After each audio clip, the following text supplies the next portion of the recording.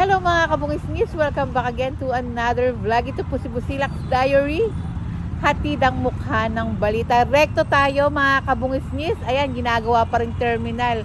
Etong side ng Isitan, bawal po yan dahil kiniklearing nga rin po yan dati.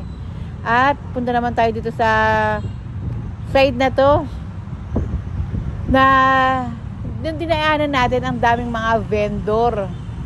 And pasensya na rin po sa ating mga vendor dahil kapakanan nyo lang rin po ang iniisip ni Mayor Isko Moreno kapag nagkaroon po ng aberya or aksidente dahil po puro mga sasakyan po yung mga dumadaan po. Alam ko po sasabihin nyo kailangan maghanap buhay, pero pag upo po ng ating butihing Mayor Isko Moreno, ilalagay po kayo sa ayos.